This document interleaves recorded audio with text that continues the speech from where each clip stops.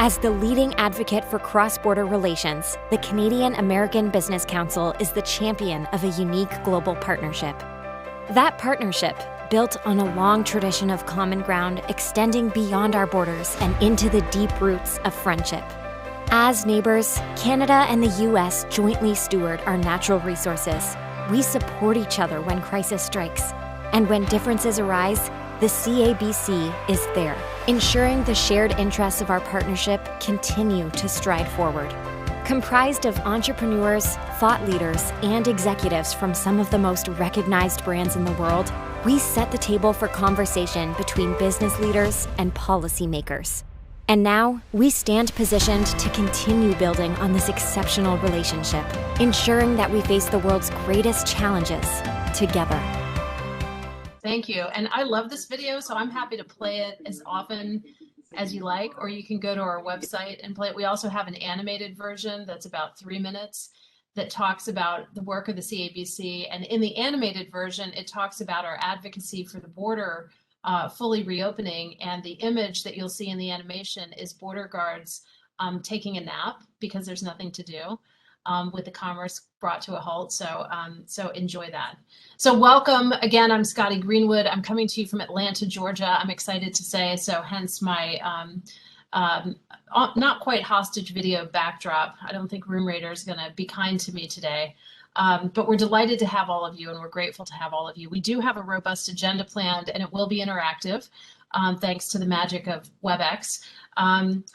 First up, we are pleased that the senior United States Senator from the great state of Washington has a message for us. After that, we will have a live interactive discussion with key officials from both sides of the border. Many of you know that in addition to being the first female senator from Washington state, Patty Murray was also the first woman to chair the vaunted Veterans Affairs Committee and the first to chair the Senate Budget Committee, the first to chair the Health, Education, Labor, and Pension, which is basically the entire domestic agenda, as you know, for which she currently holds the gavel. She is a classic Senate insider, someone who makes things happen, someone who a lot of people outside may not have heard of, and you should have. She's a key member of leadership since 2007. She has distinguished herself as a tireless leader on issues as diverse as port security, education, and what I call budget common sense. For someone who was told she could never make a difference in politics because she was just a mom in tennis shoes, Murray has emerged as a key leader, not only in the United States Senate, but also as a forceful voice on Canada-US issues. We are grateful for all of her hard work, for her leadership. We are grateful to our colleague Beth Burke for asking her former boss to participate. And I will ask each of you if you'd like to mute yourselves just until the interactive part. And now we will play a message from the one and only United States Senator Patty Murray.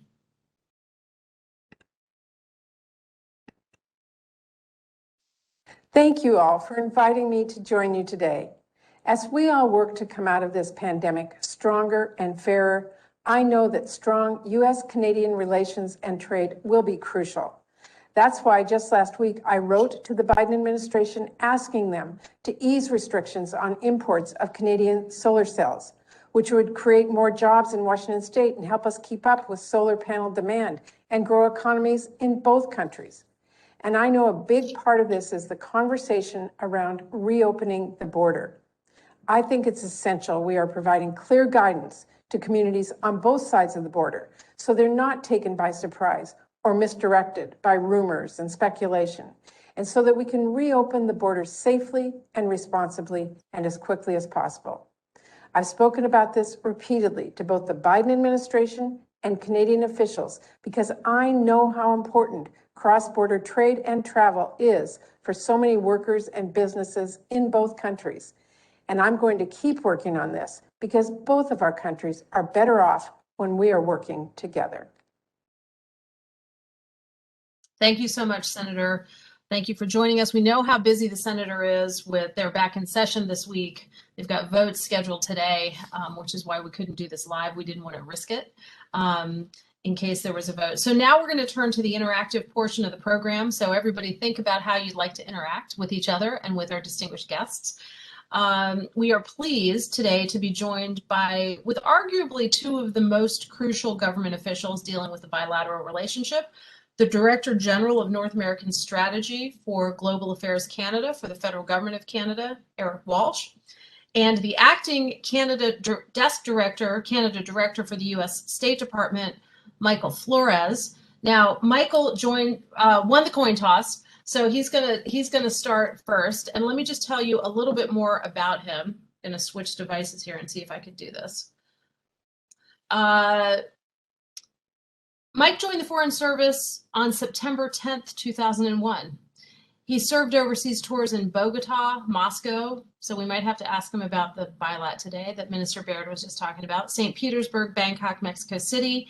He also worked short-term, in Yekaterinburg, Tashkent, Kathmandu, and Yangon. Mike was detailed for a year from the State Department to the Mexican Ministry of Foreign Affairs.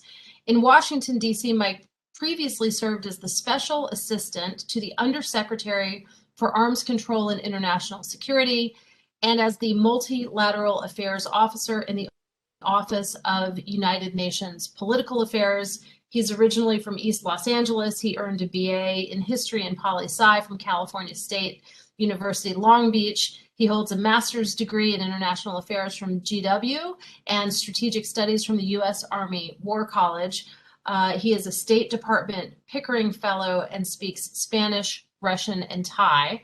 And with that, we're going to turn it over to Mike to give us some opening remarks and his thoughts, and then we'll moderate a dialogue with all of you. And I think the way the dialogue is going to work is if I can see you on my screen and you wave, I'll acknowledge you. If I can't see you on my tiny little screen, then unmute yourself and jump in. And even you Canadians are going to have to, not apologize when you interrupt and jump in. So with that, Mike, thank you so much for joining us. I assume you're in Washington, D.C. today, and we greatly appreciate you joining us. Over to you. Hey, Scotty, thanks for that. Can you hear me? We can, yes. All right. I'm sorry for interrupting you, but I'm not sorry. No, I'm just kidding. Scotty, I just want to say that you gave a session not too long ago to many of the incoming officers here at the State Department covering Canada, U.S.-Canada relations. And this was a course led by Chris Sands, and this happened maybe beginning of March, middle of March, if you remember. But the point is, I loved your energy then. I love your energy now. It's great to see you again, and thank you for having me here. It's and thank you for the invitation, of course. Laura Lockman spoke last month, maybe last few weeks, on some of the topics, and she's currently upstairs as our acting deputy assistant secretary as we go through the transition and bringing in new leadership. But today I'll briefly be giving an overview of the U.S.-Canada policy priorities, and I can definitely say without exaggeration that the past few months have been some of the busiest in U.S.-Canada relations. We'll start with, President Biden's first virtual meeting with the foreign leader was with Prime Minister Trudeau on February 23rd. A few days later, Secretary Blinken took his first virtual trips to Canada and Mexico. So during these virtual meetings, because of the pandemic, we had to adapt and make the meetings flexible for the conditions at that time. But our leaders set out on a path of renewed friendship and partnership. And those were the marching orders that we got as we developed the talking points and the deliverables, if you will, for a lot of the outcomes for a lot of these meetings. So this renewed partnership and friendship is important as we tackle some of the most pressing issues facing our countries and the world today. So just to kind of briefly go over those, we're talking about global pandemic, crushing economic downturn, a crisis of racial injustice, a deepening of climate emergency, rising nationalism, receding democracy, a growing rivalry with China, Russia, and other authoritarian states, and a technological revolution that is reshaping every aspect of our lives. So we're living in a time of unprecedented challenges, but also unmatched opportunity. That's the way we view it here at the desk, and that's the kind of perspective we take as we're briefing the principals here. Under the leadership of President Biden and Prime Minister Trudeau, our countries are working together to meet these challenges and advance our shared national interests. If you haven't done so already, I highly recommend you to take a look at the roadmap for renewed U.S.-Canada partnership. You can find it on the White House website. But this roadmap lists the bilateral priorities agreed upon by both Prime Minister Trudeau and President Biden. So this administration has made it up. This administration has made it a priority to reaffirm the importance of the U.S.-Canada relationship. So if we can go back just briefly and then reiterate again, you have President Biden's first meeting with a foreign leader was with Prime Minister Trudeau. You have Vice President Harris's first call was with Deputy Prime Minister Freeland. Secretary Blinken jokes that after his confirmation as Secretary of State, his second call was to the Foreign Minister Garneau. His first call was to his mother. But similarly, Deputy Secretary Wendy Sherman's first call was with Deputy Foreign Minister Martha Morgan. Deputy Sherman's first in-person meeting was with Canadian Ambassador Hillman. And I list this because this really highlights just the importance of the U.S.-Canada bilateral relationship. And having personally briefed the Secretary on his meeting prior to discussing points with Foreign Minister Garneau, this is something he takes very seriously. This is a relationship that he definitely doesn't take for granted. So these examples all underscore the primacy of the U.S.-Canada partnership. I'm going to transition now to discussing some of the imminent challenges we're working on, and including how to safely reopen our border. I heard Scotty briefly touch upon that topic, but I'm going to go into a little bit of detail here. The United States and Canada, as we know, share the longest land boundary border in the world. It's something like 5,500 miles, with 120 ports of entry. Prior to the pandemic, more than 400,000 people and around $1.7 billion in goods crossed the border each day. The pandemic posed an unprecedented public health crisis for our border, right? On March 21st, the governments temporarily restricted non-essential travel across the U.S.-Canada borders, Canadian borders. These restrictions have been renewed monthly and are currently in effect until June 21st. We're working on to see what happens after that June 21st deadline currently. So the goal has been to maintain necessary health, commerce, supply chain, and other essential links while taking steps to protect our citizens and to curb the spread of the coronavirus. Throughout the process, our governments have coordinated very closely to ensure any travel measures are implemented in a way that does not disrupt pandemic response efforts, nor impede movement of essential travelers or critical medical supplies. I know it's been a rough 15 months. We definitely have seen increased pressure by members of Congress, the public, to open the border because of separation from friends and family on both sides of the border, with children unable to visit grandparents and families unable to reunite. We've heard these stories. We've seen them in writing. We hear them on phone calls. As vaccination rates rise in both countries this summer, we eventually hope to ease travel restrictions gradually and safely. This is the issue that our governments are closely discussing and remain so very frequently. So at this point, I'm going to pivot to overview of State Department priorities. We're only a few months into this new administration, but from the start, our leaders have emphasized the importance of revitalizing our alliances and partnerships and renewing our democratic values at home and abroad. Working with our allies, we must defend the international rules-based order against those who seek to undermine it. In short term, the focus is on stopping COVID-19. In support of this effort, the United States has committed $4 billion to support COVAX and committed to share 80 million vaccine doses by the end of June. The United States has also committed to purchase and donate $500 million of Pfizer vaccines through 2022. We are also making robust progress on the long-term challenge of the climate crisis. President Biden convened 40 world leaders in a virtual leaders summit on climate in April 2021 to rally the world in tackling the climate crisis and meeting the demands of science. The U.S. and other countries announced ambitious new climate targets, ensuring that nations accounting for half of the world's economy, now have committed to the emission reductions needed to globally to keep the goal of limiting global warming to the 1.5 degrees Celsius limit.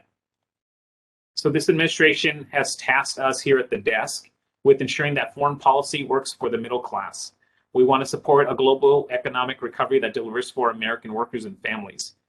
At the last G7, which happened just wrapped up last week, our finance ministers came to a historic agreement on the need, for a 15% global minimum tax to end the race to the bottom on corporate tax rates and to ensure that profits are reinvested into communities and institutions that allow companies to thrive.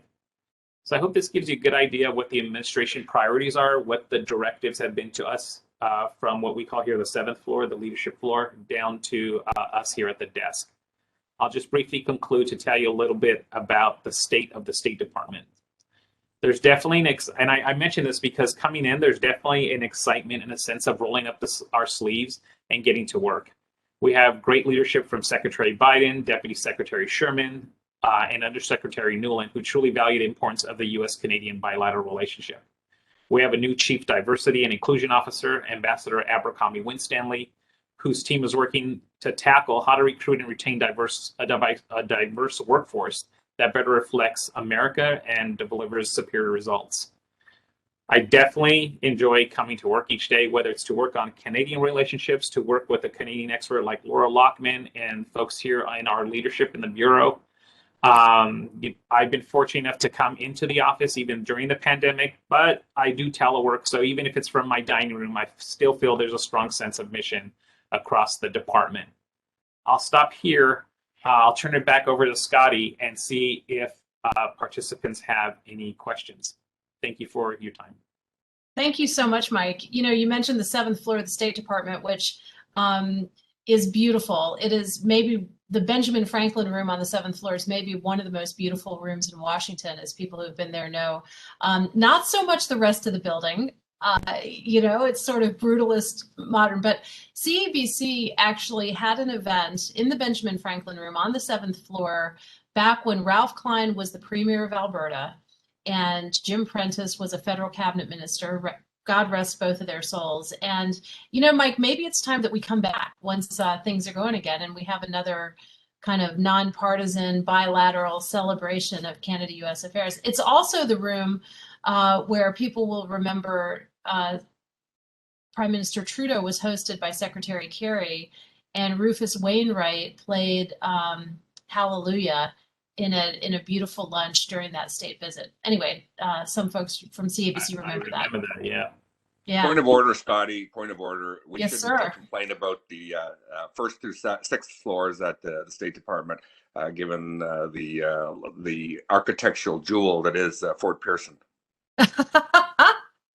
Well, you would know as the former foreign minister. So thank you for mentioning that. I will just let everyone know you're welcome to put. I figured out how to get the chat up on my screen. I also figured out the heat was on in this hotel room in Atlanta. So when I turned off my camera, it was so I could turn on the air conditioning because it's 1,000,000 degrees here.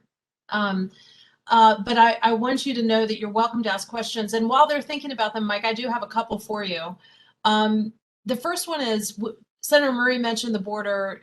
You mentioned the border. And I guess my question is, we've worked so hard over years and years and decades to make sure that Canada and the United States were completely hand in glove on managing the common border. And when the pandemic happened, it was impressive, really, to see how quickly Canada and the United States made the joint decision to close to non-essential but keep much of the commerce going.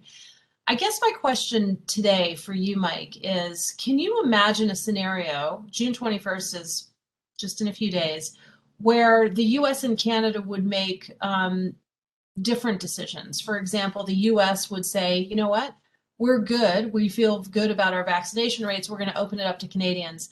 And Canada might make a different choice about their side. Because is that conceivable? Is it likely? What's your view on that? Yeah, that's a good question. This is definitely something we're in communication with our DHS counterparts here in the interagency. And I know it's something that we're in communication with the Canadians, definitely on a daily basis here at the desk, just the emails going back and forth. We recognize that Canada's, to be frank, just in a different place where we are with the pandemic. And it's not just Canada. It's also places like Mexico and other places in the Western Hemisphere in the world where, as I describe it to my colleagues when I'm talking to them or giving briefings, well, at our point, we're getting ready for summer this weekend, first day of summer. But in general, when we were opening up, it was springtime, figuratively and literally. People were doing away with their masks. The mandates were lifted if you were vaccinated. But that was somewhat of an anomaly for the rest of the world because the rest of the world did not have the vaccines, or when their populations were not getting fully vaccinated. So we had to recognize that. We also had to respect that. We had to collaborate, and we are collaborating with a lot of countries, including Canada, on respecting the fact that they're just getting over the third wave right now. They're going through this one-dose summer, and we definitely want to give enough time for the Canadians and to get those vaccines, to get themselves in a position where they can safely open, and that we're not doing anything to harm that.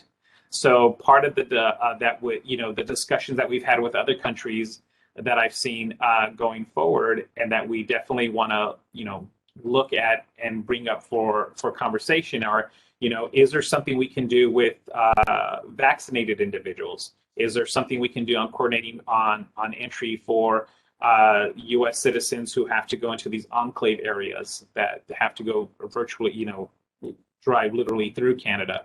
So these are issues that are in discussion with DHS and the Canadians here, either at the embassy or in Ottawa. So I think as the conversations continue to flow, we'll definitely make sure whatever it is we decide is in coordination with Canada, and so it's in both of our interests. So does that mean if you decide to open the border, you'll let the Canadians know, even if they don't open going north?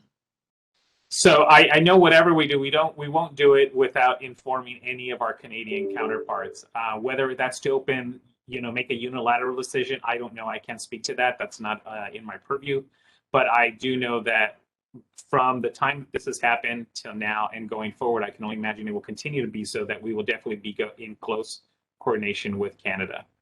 Okay, thanks, Mike. And I only give you softballs because it's okay. I know you can handle it. I mention it only because we have received so much correspondence from, as I mentioned, family members, members of Congress. People want the border open, and I can definitely understand. Go ahead. Yeah, it's businesses too. It's essential to our commercial relationship and executives. I know we gave an earful to the Deputy Assistant Secretary. We are pretty vocal on this, but we appreciate it. I see we have a few more minutes, and I see David Katz has a question. So David, if you want to unmute yourself, you're welcome to ask it. And if you're not in a position to do that, I can read it for you.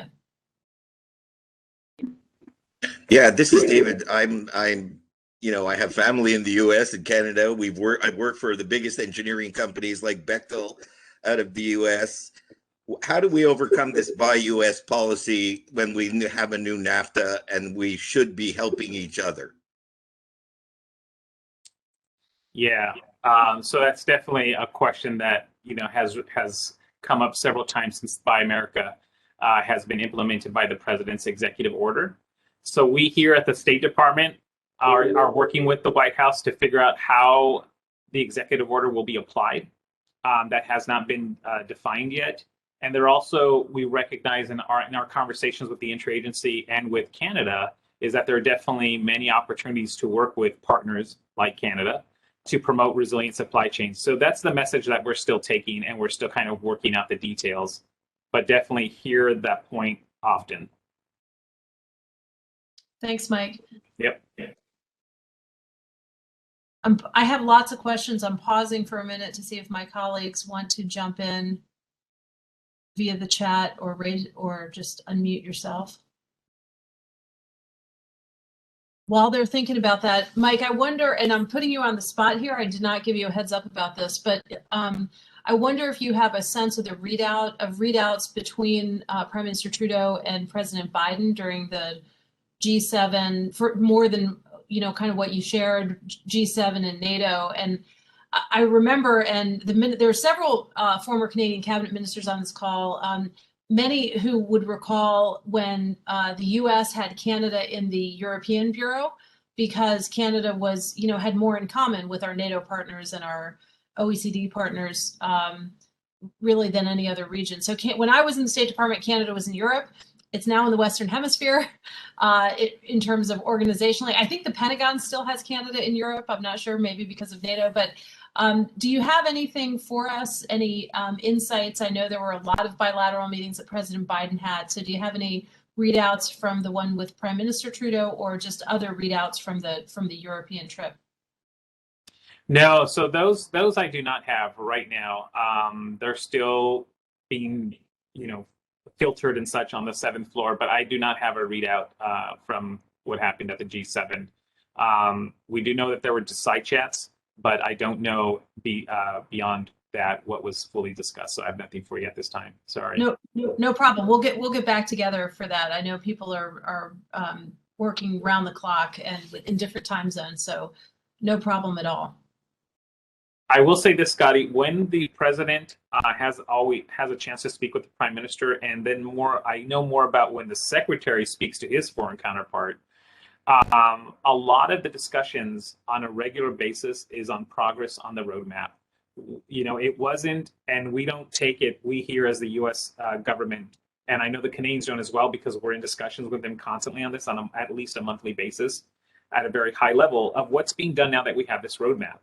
What we've listed all these lines of effort, but what are we doing to complete progress on them? So it doesn't because something that we just did in February and it's, it sounds nice and it was put out, but there's nothing really done on it anymore. So the goal is to keep on working with the Canadians to make sure that we're both making progress.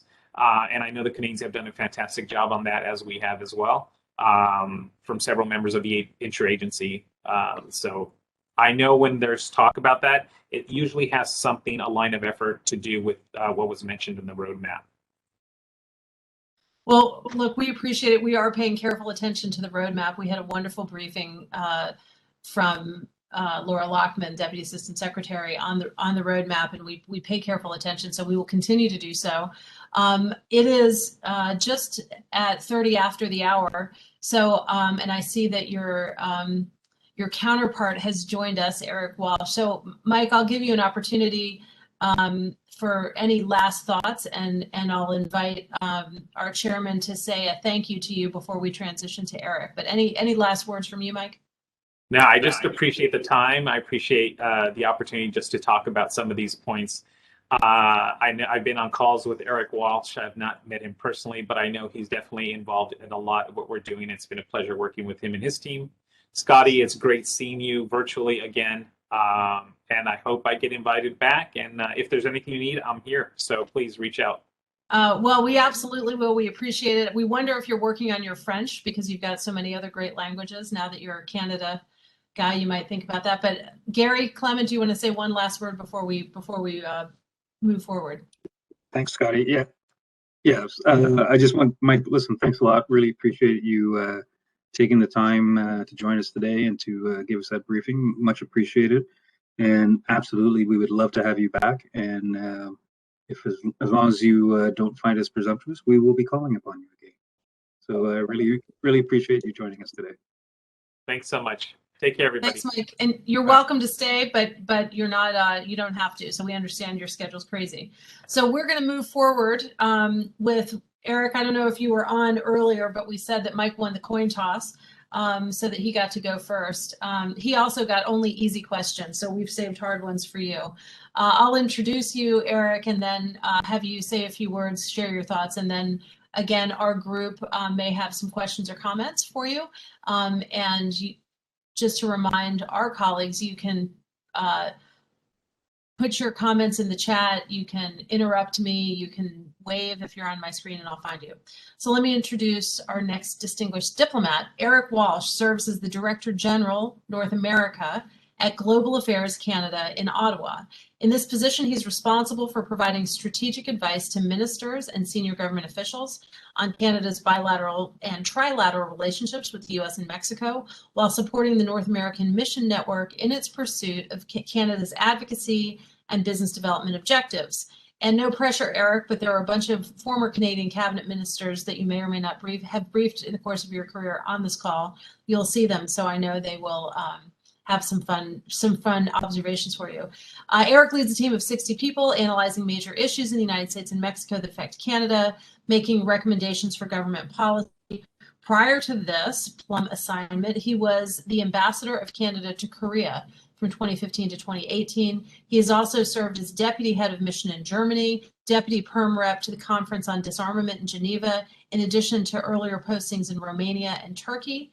At headquarters in Ottawa, Mr. Walsh has worked as coordinator for Middle East and North African affairs, as well as director for the East Asia and North Asia divisions. He was born in London, Ontario, grew up in Toronto, graduate of McGill. And so, you know, Eric, I don't know if there's a region of the world that you haven't served, maybe Africa. I don't know if that's on your bucket list, but I think you've pretty much covered every big issue and portfolio that we can think of. And we're thrilled that you're heading up North America, and we're thrilled that you've joined us today. So over to you. Well, thanks so much. It's really great to be here, and thanks for the invitation. I'm sorry I lost the coin toss, and I hope what I have to say isn't too repetitive of what others have done. I certainly share my desire to meet Mike in person at some point. Hopefully we'll get some news on the border in the coming weeks. And if there's any questions about that, I'll do my best, but there's just not a lot to say until the decisions are made at the top. And Laura Lockman, of course, and I have worked together for many years as well, as she's former Canada desk and now the DAS over there. So I'm sure they didn't steer you wrong. I'll hope to do the same. And thanks for sort of giving that retrospective of my highlights of my career. I will say that when I joined the department, my desire was to see the world and not to work on Canada-US issues. But over the last 3 years, I realized that this is where the real game is, and I'm having the time of my life, and it's been just a blast. So over the last 15 months, obviously a lot of instability, right? A lot of change, professional, personal challenges. I'm sure everybody here has faced the same. But during that time, we've really been working tirelessly with our US counterparts, as well as businesses, to try to take action at home and with our allies in the US to protect our citizens and our respective economies.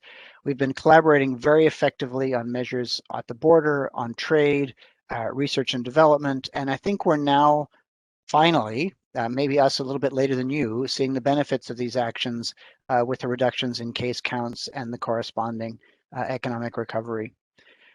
Last month, our Minister of Small Business, Export Development and International Trade, Mary Ng, had a chance to sit down with US Secretary of Commerce Gina Raimondo, virtually of course, but that was their first call, very warm and cordial, a real strong start to that relationship. Secretary Raimondo was particularly interested in leveraging Canada's experience and capacity in women-owned and traditionally underrepresented owned businesses, including in areas where small and medium businesses can benefit from measures and events that we organize on both sides of the border, how we can get that information out to them and how they can participate. Of course, Minister Ng has also had very effective communications with her USTR counterpart, Ambassador Tai, although the focus there is our trade agreement and other trade policy files, which don't fall directly under my responsibility. But the real highlight of the pandemic was on February 23rd, when Prime Minister Trudeau and President Biden launched that roadmap that I know you've already heard about. It's an ambitious roadmap supported by 6 pillars, but the one of which I think is really critical for this group, is the Building Back Better with our shared vision for sustainable economic recovery. I'm going to talk about it a bit more, but just let me underline, and again, this group probably doesn't need to hear it, but if there's one thing I've learned in the Canada-US relationship, it's that Canada needs to really keep hammering our points. And we know we've been successful when our American friends start repeating them back to us. But, you know, no two nations depend more on each other for their prosperity and security. I think the Secretary of State might have said that to Mr. Garneau, so maybe that's one we can put a check mark beside. Millions of US jobs are supported by trade and investment with Canada. The US sells more goods to Canada than to any other country, more than it sells to China, Japan, and the UK combined. And so the roadmap agreed to by the Prime Minister and the President is really an ambitious framework to revitalize and expand our historic bilateral relationship. You know, in diplomacy, sometimes they say nations don't have friends, they just have interests. But the very first line of the roadmap talks about not only the historic alliance between Canada and the US, but also our steadfast friendship. And I think that's really important. In addition to the Building Back Better element I mentioned earlier, there's a blueprint for an ambitious whole of government effort against the COVID-19 pandemic.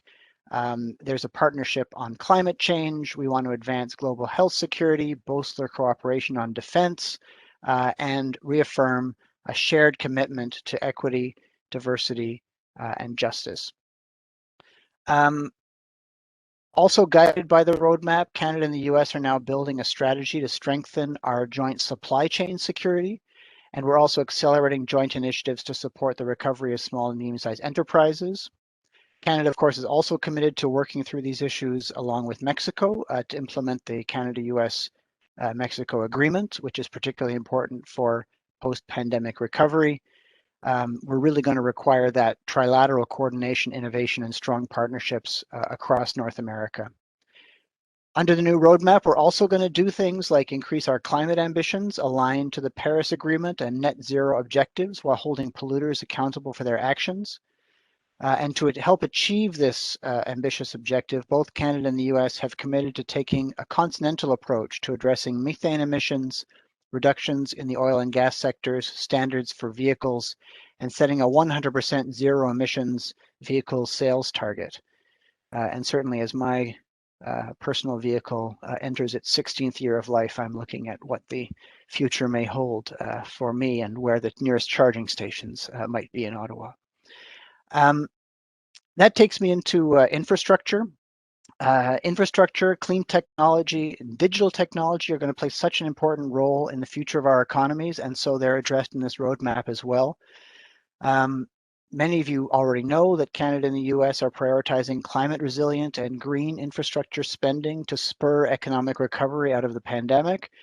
And our shared focus on the environment and climate change really presents an opportunity for this collaboration.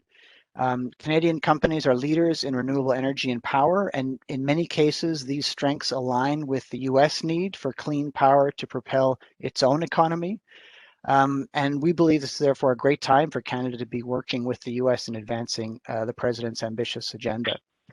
Some of the areas include transportation infrastructure, climate and energy, electricity grids, clean water projects, digital infrastructure, and broadband.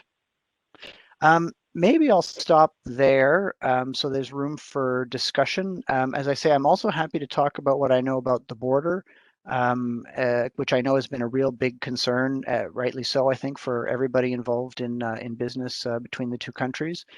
But if there's anything on that or what I talked about or any other subject, I'm very happy to answer your questions. Well, thank you so much, Eric. And we're not gonna miss the opportunity to hear from you about the border. I think you know how we feel about it. We think that the decisions to open and close and reopen should be based on risk management and the best available facts and all of that. And so we are worried about the U.S. and Canada going different directions on common border management. That's a concern we have. So we definitely love to hear from you. And I'm inviting our colleagues to put questions in the chat or to get my attention. But in addition, just to give you some time to think about how you want to address it, Eric, because we promised only easy questions. There are a couple of issues that are not reflected in the roadmap.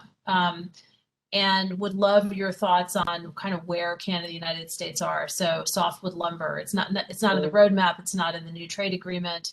It's one of the perennial favorites. So love to hear your thoughts on that. Love to hear kind of the latest on Line 5 in Michigan. And then I've got a few more, but I'll hold them because I want to yield to others, and I want to give you a chance to respond to those. Okay, well, I don't know if that counts as only easy questions, but I'll do my best. So on the border, first of all, I think we're 100% on the same page. We don't want to have the US going in one direction and Canada going in another direction. And certainly our respective border agencies don't want to see that because at the end of the day, they're the ones that are going to be, they are on the front lines for this. And I think that's one of the challenges we're facing now, which is that perhaps unseen by a lot of people, the border was operating at a very high efficiency up until, despite the fact that I think we can always do better at the border. The fact that the sheer numbers and volume of traffic crossing at so many different points, that's going to take some time to ramp back up, because we've kind of lost that muscle memory, and it's going to take a little bit of time there. So I think we need to have a bit of a slow ramp up. In terms of the coordination, you might have seen, I think it was last week, announcement out of the White House that they were going to be setting up some expert groups to reopen the border. And they were going to do 4, one with Canada, one with Mexico, one with the UK, and one with the EU. The first meeting of that group took place yesterday. God, it seems like such a long time ago. It took place yesterday. And I was reassured both by the desire on both sides to take a very scientific and safety but sustainability approach to reopening the border. It looks like we're going to be looking at the same kinds of metrics. I won't get into details about what those are, but you can probably guess that it has something to do with vaccination rates and hospitalizations and overall spread of the various variants of concern. I've learned so much about variants of concern versus variants of interest versus all these things. But I guess in both countries, the Delta variant, which is the one out of India, is becoming more prevalent, and therefore we have to keep our eyes on that. Last thing we want is to announce something and then, like we saw in the UK, have to kind of do a U-turn a week later.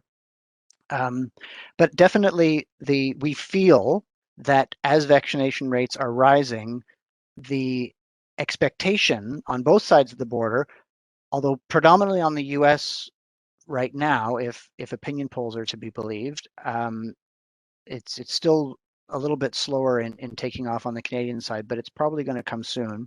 A desire to have rules, to know what they are. If you're fully vaccinated, you shouldn't have to follow the same rules as somebody that doesn't have any vaccinations. Those kinds of things are all under consideration. I can tell you this is being reviewed at the very highest levels in Canada. And so I don't want to get into too much detail, because at the end of the day, that's the person that's going to be making the announcements and sharing it when it's ready. I hope that'll be soon, but I think there's a real desire to want to get this right as well, and not to have to circle back on ourselves too quickly. So more to come on that. And Eric, before you leave that, I know I pounded you with a few other things, but before you leave that, I see that Jen Sloan, our vice chair, has sort of a follow-up question to that. So Jen, do you want to jump in here just before we leave borders and vaccines? Sure. Thanks, Scotty. And thanks, Eric, for joining us this afternoon. Really appreciate your insights. I'm just going to use your final comments in that segment just to ask the question about the current thinking in the Canadian government about vaccine passports, and whether vaccine passports might help facilitate the ease of at least people movement across our borders. Can you just expand on that and let us know what the current thinking is, please? Yeah, so I mean, that's another, thanks. That's a great question. It's a really tricky question, right? I mean, if we've seen on the US side, there's not a real interest in vaccine passports. We have to take that into consideration in terms of our own strategy. We don't want to, again, go in a completely different direction than our biggest trading partner. But if Europeans and Japanese and Chinese are all going to say we need these vaccine passports in order for people to travel, then we'll have to have something that's recognized in those places. And that's, I think, going to be a big challenge as we look at our border. If we say, okay, if you're fully vaccinated, you can travel under different regimes. Well, how do we prove that people are vaccinated? How do we avoid people selling fraudulent vaccination documents? I mean, it's silly that there's so many. It sounds like a small thing, but it could eventually be a really big problem, right? If we're having different rules for vaccinated people but don't have a way to determine that. So I think, whether that means a vaccine passport, whether that means some kind of secure annotation in a smartphone app, whether that means a little, certificate from your province or your local health authority, it's all sort of to be decided, I think, at this point. But we probably have to have something that is recognized internationally in order to really get things moving again. Thanks for that, Thank you, Eric. I'll let you answer the other questions, line 5 and softwood, and then Alain Gagnon, our vice chair, has a question that if her connection's stable, she'll pose it, and if not, I'll read it. So Okay, so back on to you, Eric. softwood falls under that broad domain of issues that Minister Ng would raise with Ambassador Tai, and therefore not something that falls directly under my domain. And so I don't want to get in any trouble with my colleagues who follow that.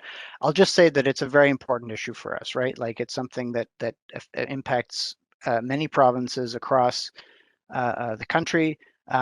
We've been before tribunals for decades, and we've won our fair share of cases. So I think we're pretty confident in our position. The challenge we have now with lumber prices is also something that I think is weighing on a lot of people's minds. So hopefully we can find a solution. But I think our minister has said to Ambassador Tai that we're willing to talk, and hopefully we can find a solution to this longstanding issue at a time when we have this very positive roadmap. I know, the more irritants we can sort out and fix, I think the better for both sides. And line 5, line 5 is another one where I think we would love to find a solution. Ultimately, it's obviously a challenge between the state of Michigan and the company of Enbridge. There are obviously knock-on impacts both to Canada and to some neighboring states, as well as Michigan itself, if that pipeline were to be closed down. The matter is before the courts. I know that you've probably seen Canada filed an amicus curiae brief, a friend of the court brief, stating our position in the case, so that the judge could see that.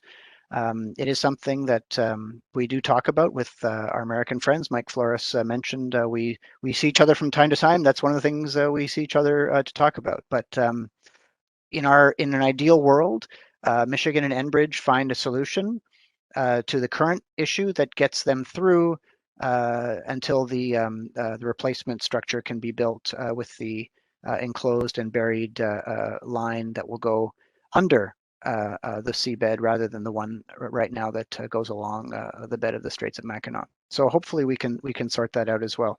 I'm very optimistic that again, that with goodwill we can solve all of our issues. We believe in goodwill in a big way.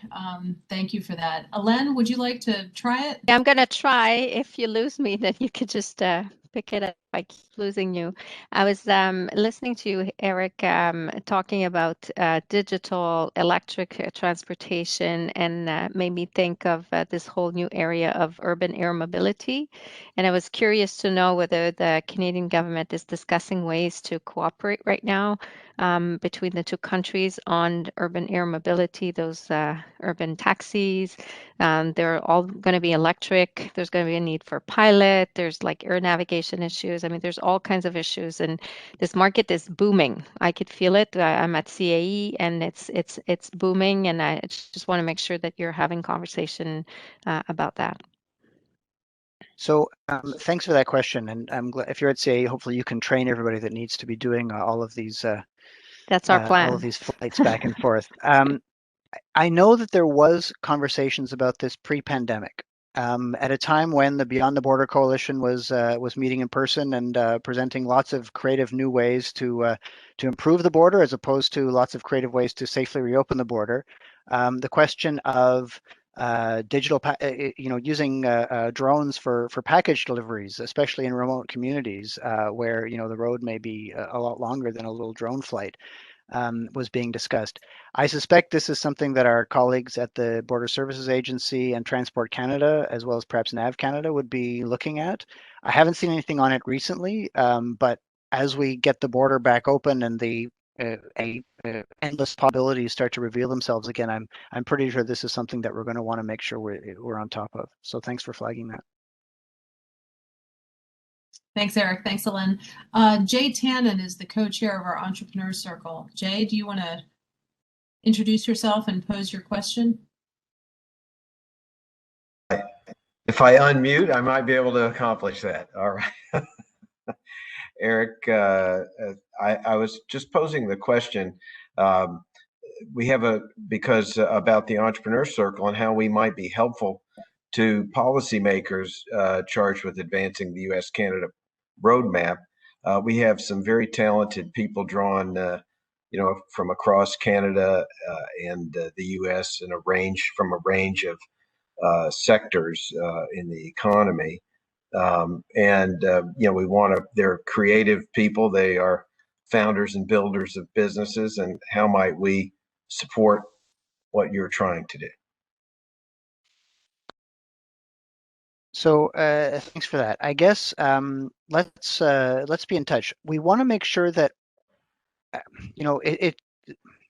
as a government official, maybe I should be careful with what I say. We are here to try to make things better for the citizens in both countries, right? And the citizens, including the businesses, right? Like if what we're doing doesn't resonate with business and doesn't make a difference in the ease of doing business, then we're not succeeding. So we're trying to put in place this framework, but what we'd really benefit from is, first of all, any feedback you have about things that we missed or didn't get right. When it comes to the free trade agreement, if there are challenges you're finding in having access to it, or if you're Canadian selling things to America or American selling things to Canada, and you think you should be benefiting under the agreement, but the authorities in the other country are saying that you're not eligible for this or that reason, that's the kind of thing that we want to know about. I think often businesses don't know how to get in touch with government when something goes wrong. And we have a really amazing service called the Trade Commissioner Service, which is in, I think, 15 or 16 cities across the US, and we have regional offices all across Canada. And if ever you're finding a challenge doing business, or you have questions, or you want to know how to do it, or you're looking at a new market, or you're facing challenges in getting your stuff through the border, the Trade Commissioner Service is there to help out. I know the US has its own service as well, and they can sell that to you when they talk to you. It's a free service. It's not really selling anything, but it's really, we're there to help. In the US, we charge for it, of course. Oh, well, then use ours because it's free. There was a famous president that said, the scariest words in the English language are "I'm from the government and I'm here to help." But in Canada, that's literally what it is. The Trade Commissioner Service is there to help business succeed, and if you can give feedback to them, that would be great. So if you want to, if somebody wants to put me in touch with the communication, I can pass on the info. But I think it's like Trade Commissioner Service, or tcs.gc.ca, or it's tradecommissioner.gc.ca. Sorry, I didn't get it right the first time. I'll put it in the chat on my way out so people can take a look at it. I agree. The Trade Commissioner Service for Canada and in the U.S. Commercial Service are both underutilized, underappreciated operations. But I sort of feel like it's like your favorite beach. I'm not sure I want to tell people about it because I don't want everyone going there because then the beach gets crowded. I've got one last question before I turn it over to our chairman to thank you and for you to say any final thoughts, Eric. You mentioned, and Ellen touched on it, the transition to electric vehicles, electrification, transition to a lower carbon future. And this is of keen interest to us. I know David Patterson from GM is on the call, several other folks in the supply chain. We've got a roundtable on critical minerals and rare earths that we're hosting actually tomorrow that Desiree didn't have enough to do with pulling this event together, but we've got another one tomorrow with officials from both sides of the border, private sector, public sector, federal, provincial, military, etc.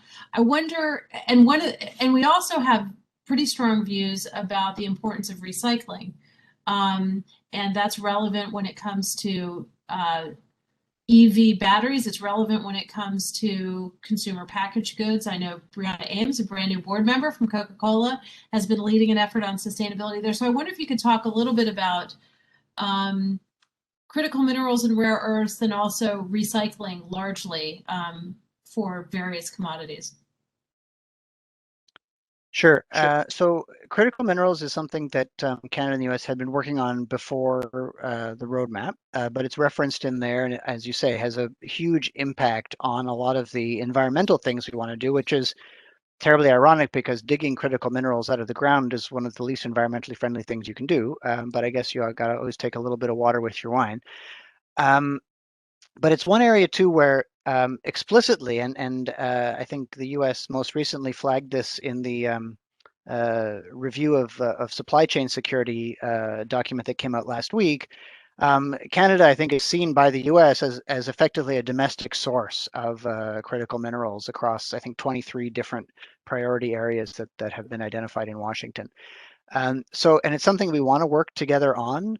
It's a big challenge given the economies of these mines, as well as the permitting. You know, the whole NIMBY problem about doing this. No matter where you are in Canada, there's somebody there, and in many cases, that somebody is also a treaty-protected Indigenous group, and so there's a lot of negotiations that have to go into any kind of project like that. But it is definitely something that we need more of, and we need to be focused on. When it comes to recycling, I'm not as familiar with that file. I do know that we've had challenges in Canada in terms of doing things efficiently. We are blessed with a lot of space up here, and sometimes that leads us to make decisions that are more suited to the present than the future. But I think it's definitely something that if we can cooperate on standards, if we can find a way that the packaging in both countries is, you know, if there's one way we can facilitate regulations there to harmonize them and do things that make it easier to work across both countries and to recycle back and forth, that could be a big addition. And maybe I'll flag too, I mean, just because something isn't in the roadmap doesn't mean we can't do it. You know, we're talking about a few things that weren't quite ripe in February that have ripened in the meantime. So if there are other areas that you see that we should be addressing that we're not addressing, we're always very happy to have that information as well. Well, thank you so much for that. And you're going to hear a lot more from us on the question of creating markets for recycled content. We think that's part of the answer, whether it's plastics or vehicles or anything else. So maybe that's the subject of a future discussion. So I'll give you an opportunity to wrap up and say one last word, and then we'll turn it over to our chairman to give you a proper thank you.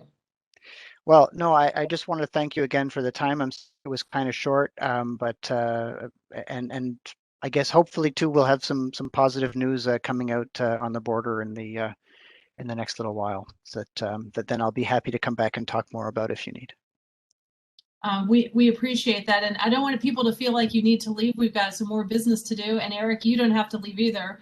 We've got a few more things to talk about and hear from our members. But before we transition, Chairman Gary Clement, if you want to say the benediction for this part. Thanks a lot, Scotty. Eric, listen, thanks a lot. Truly appreciate you taking the time to join us today.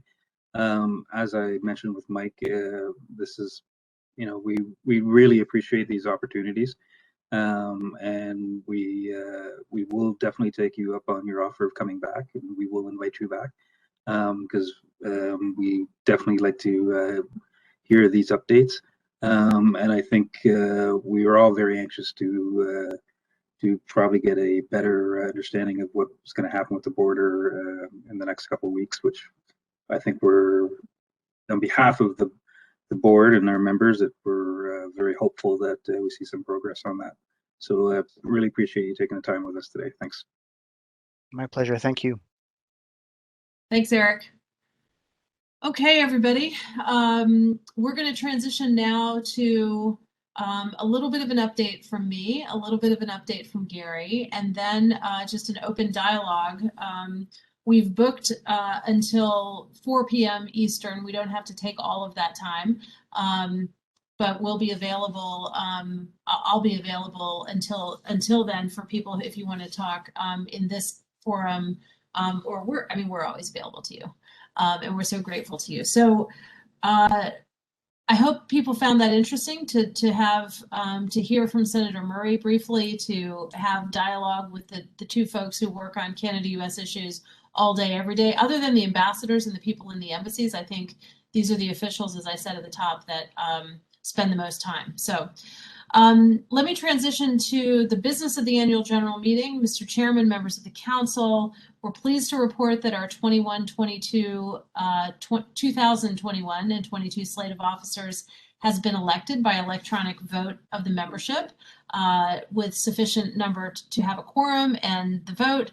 So I'm pleased to announce our new chair, Jennifer Sloan. First Vice Chair, Alain Gagnon. Second Vice Chair, Kathy Warden.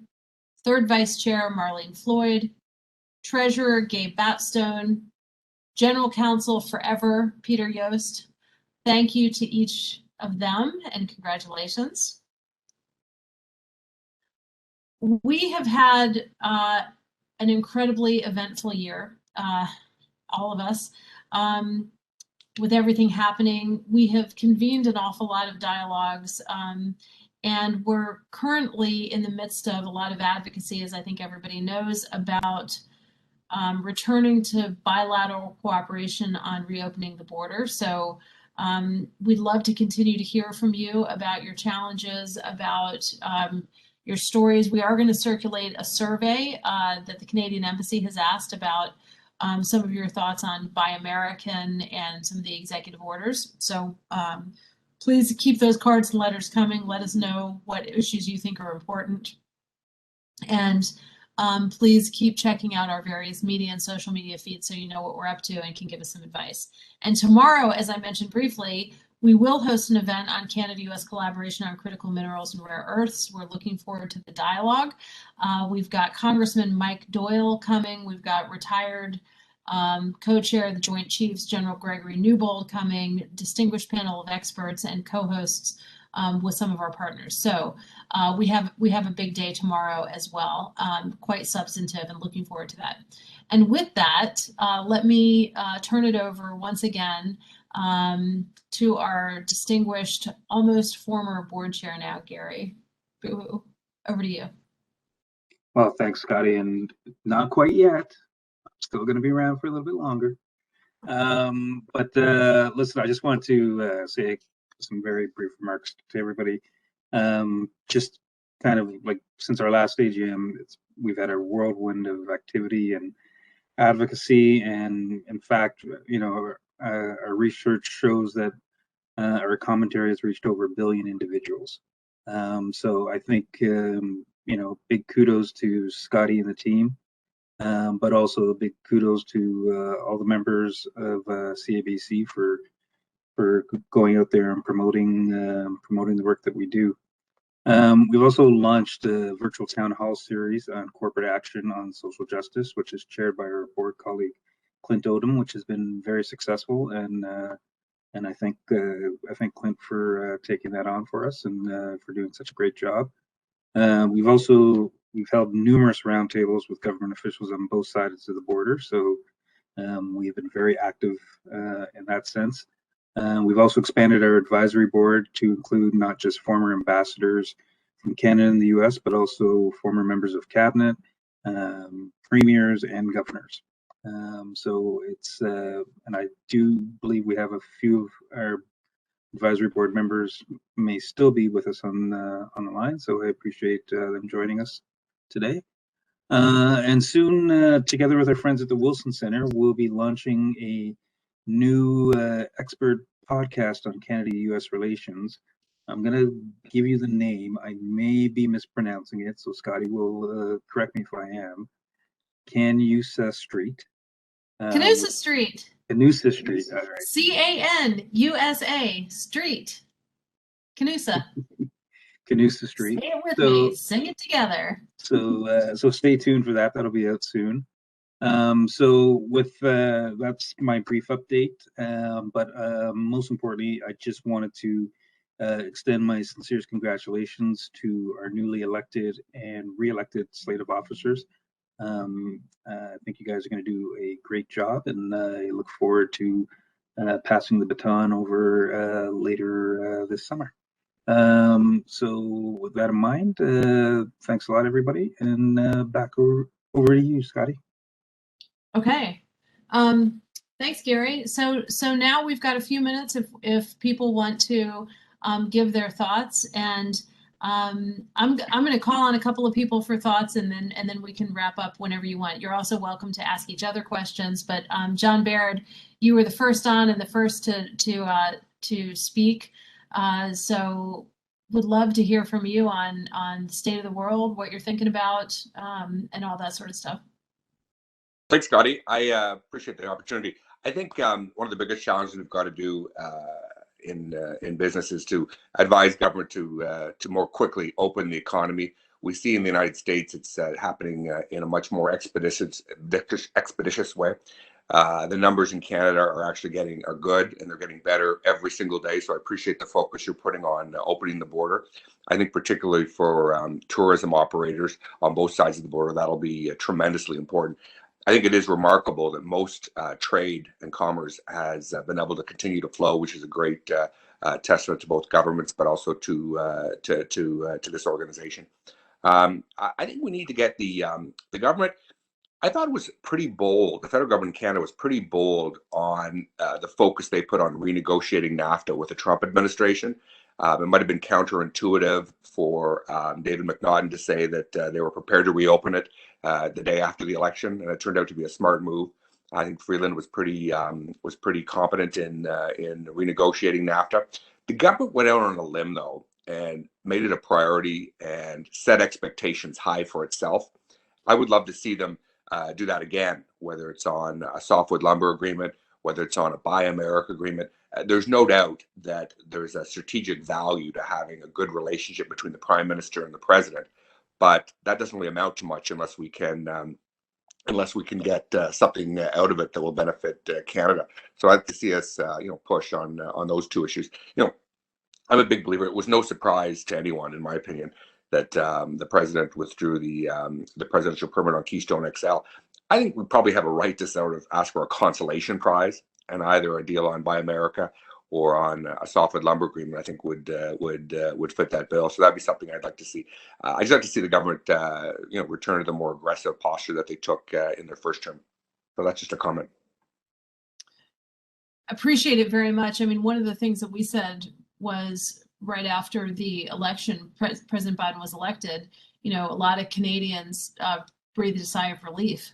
And we understand that from kind of a rhetoric point of view, but you're right, the vigilance on these issues is the need for vigilance is evident. So couldn't agree with you more. I'm going to call on Warren Spitz because I see him, and he's a member of our entrepreneur circle, and I think many board members maybe haven't met you yet. And if you want to say hello and give us some thoughts, and then I'll maybe call on two more people, and then I'll stop calling on people. If nobody raises their hands, we'll wrap up. But do you want to say hello? Yeah, hello everyone. Thanks, Scotty. I'm the CEO of a cross-border company. We're Upper Canada Forest Products in Canada. We're a distributor of hardwood and softwood lumber and a full array of decorative building materials. And in the U.S., we have a completely different identity. It's Sierra Forest Products. And we operate the companies very distinctly within their country regions, but with a lot of crossover. I appreciate everybody's comments and the mandate of this organization. I do find it curious. I like John's comments just about being a little bit more aggressive in our stance while recognizing that these are our cousins and our business partners, and in many cases, family and so on. But when you look at some of the things that we've experienced in the last number of months, which includes obviously the canceling of the XL pipeline, the Buy America initiatives, the Link 5 or the pipeline in Michigan, and then sort of recent anticipation of potential increases in the duty on Canadian softwoods in the United States. My comment is it doesn't feel great. Just in terms of the relations. So I think that the work that your organization is doing, Scotty, our organization, is extremely important, but it is increasingly challenging. And then the border issue, which is I think more a Canadian issue than an American issue, is something that really does need to be addressed. I spent the last number of months in the U.S. And it feels so remarkably different here, as everyone knows. It's open for business, it's open, and so on. And the case counts in the U.S., while rising in certain areas, certainly not dissimilar to Canada. Canada's vaccination program has accelerated rapidly, as we all know, in the last couple of months. So I really hope that this summer is going to bring an opportunity to get business flowing back and forth. It's a huge challenge for our business, because our executive team needs to travel across the border. So the work that you're doing here is extremely, extremely important. And I hope that going forward, Canada and the US will continue to embrace that unique relationship that we have that should lead to all of these issues in a really strong bilateral way. So those would be my comments, Scott.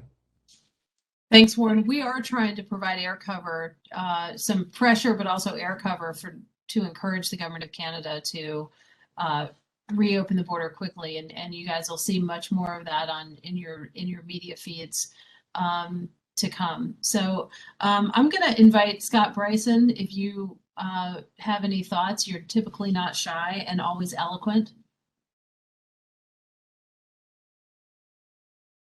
And perhaps on mute.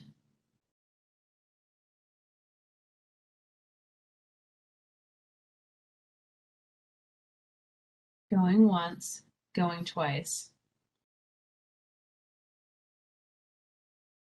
All right, well, maybe Scott stepped away from his computer. Is there anyone else that would like to, I guess I'm going to pick on cabinet ministers, so I'll go to James Moore and then see if there's anybody else that wants to raise a question, make a comment, or say anything at all. But James, over to you. Nice to see everybody. Thank you for the conversation. Always useful, interesting, et cetera, et cetera. Agree with John Baird, though. I do think the pivot is taking place within businesses, within families, and all that. And I certainly think that CABC being a more aggressive voice on the opening up advocacy, I think is certainly welcome and would be well regarded not only by CABC members but by the broader community, giving people a bit of a nudge. I don't know if there's something to be read into it or not, that at the G7, I gather it was reported that President Biden and Prime Minister Trudeau, barely had a pull aside to have a conversation. There wasn't really anything concrete on the agenda. That's a little bit disconcerting, but hopefully that's something that can be mended in the future. But I do think that there's clearly a need for a bit of a spur on the Canadian side. I mean, everybody in official Ottawa seems to be focused on the coming election campaign and all that. But in this window now between, this week effectively and the coming of the second doses and the avalanche that's coming through until the end of probably effectively October, if you go through an election campaign, this is effectively a 3 or 4 month window that Canada can't just be standing around and not engage and not be forward leaning. And so I think it's the opportunity for CABC and other advocates for greater economic integration and growth to sort of pick up the torch and start being more aggressive about the necessity for us to be opening up, integrating, moving forward, getting back to business as usual while everybody is taking sort of summer vacation, political vacation, worrying about re-elect rather than worrying about economic growth and all that. So I think there's a role for leadership for CABC, and your continued effectiveness, Scotty, is I think something that will be welcomed broadly within the Canada-U.S. relationship. So just thought I'd add my voice to the momentum of John's comments. Thanks, James. I mean, it is almost never in my life that I'm ever given the guidance of being more aggressive. It's all I can do to keep it together to try to not, offend people. But anyway, yes, we feel strongly. There's one other issue that we haven't mentioned, and I just want to quickly mention it because it's another very important issue. And you reminded me in talking about the economic recovery. We have been pretty vocal on the importance of health resilience in the economic recovery and learning the lessons of the pandemic, not just from the public health point of view, as important as that is, but also from the economic point of view. And there are a number of, more than landmines, there are a number of cliffs that we don't want to fall off when it comes to the health sector and the life sciences sector, that we're convening roundtables, we're having dialogues, we're doing advocacy. One of them is, states like Florida and other places are legalizing and fully implementing the idea of sourcing their pharmaceuticals from Canada to benefit from Canadian price controls. The distortion to the Canadian market, that if that starts happening, we've talked about this for years, but it's coming back again, would be, I think, meaningful, right? It would mean, a distortion to the market is the polite way that I'll say it. But so thinking about health resiliency, thinking about that economic recovery, and then also looking at these other ancillary issues related to our health system is something that is incredibly important, and you're going to be hearing a lot from us on that as well. So just a few small things: critical minerals, softwood lumber, saving the economy, reopening the border. We haven't talked about cybersecurity, but that's another one that's awfully important. So with that, I'm just looking to see. No one's waving me down. Everybody's being very polite. Jennifer Sloan. Scotty. Yeah, Yes. no, I just, if I may, just before we close up, I just want to thank everyone for entrusting me and giving me the honor of being your new incoming chair.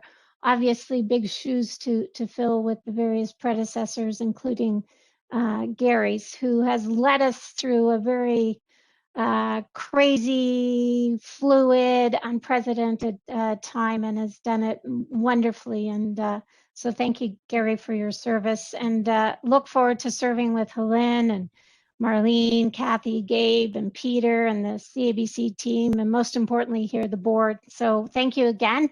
Look forward to continuing the work together in the dialogue.